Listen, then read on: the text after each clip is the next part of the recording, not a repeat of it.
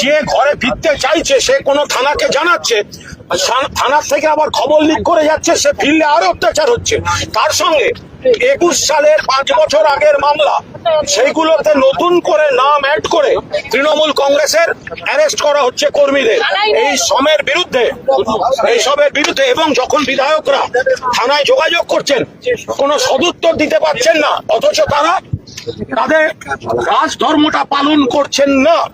এর বিরুদ্ধে আজ আমরা পরিষদীয় দল, আমাদের দলনেতা শোভনদেব চট্টোপাধ্যায় তার নেতৃত্বে আমরা এখানে সংবিধান প্রণেতা বাবা সাহেব আম্বেদকরের মূর্তির নিচে তৃণমূল কংগ্রেস পরিষদীয় দল মাননীয় দলনেত্রী মমতা বন্দ্যোপাধ্যায়ের নির্দেশে আমরা আজ এখানে কর্মসূচি প্রতিবাদ করছি। একটু কি দেরি হয়ে গেল? আরেকটু আগে নামলে কি ভালো হতো?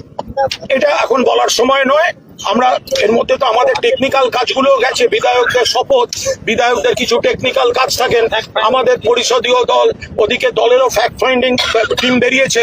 প্লাস আমরা প্রথমেই নামার আগে আমরা থানাগুলোতে যোগাযোগ করছিলাম, তো সেখানে আমরা চেষ্টা করেছি আলোচনার মাধ্যমে মিটিয়ে আনতে, কিন্তু তারা সেটা তো মেটাচ্ছেন না। উল্টে 21 সালের মামলা বলে 5 বছর আগের মামলায় বহু কর্মীকে, বহু সংগঠককে তারা হ্যারাস করছেন, এবং থানায় যাদের নামে কোনো কমপ্লেনও নেই, ছিল না 5 বছর আগে, তাদেরকে নতুন করে আবার এই মামলা ইনক্লুড করা হচ্ছে। আরেকটা বিষয় হচ্ছে আপনারা আজকে পূর্ণ শক্তি নিয়ে নামতে পারলেন না, 80 জন আপনাদের বিধায়ক, মেরে কেটে 30 জন দেখা যায়। এটা সম্পূর্ণ ভুল। কারণ গতকাল আমাদের পরিষদীয় দলের বৈঠক ছিল, সেই অনুযায়ী আজকে অনেক বিধায়ক তারা কাল রাত্রেই দূরের জেলাগুলির তারা অনেকে সেখানে চলে গেছেন।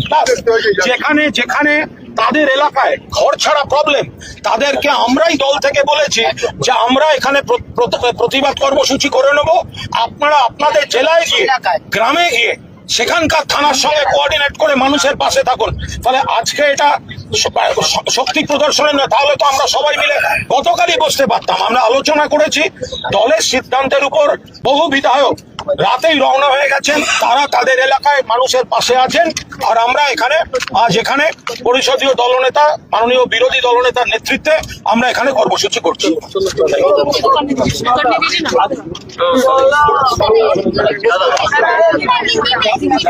दादा आज क्या क्या इशू लेके आप लोग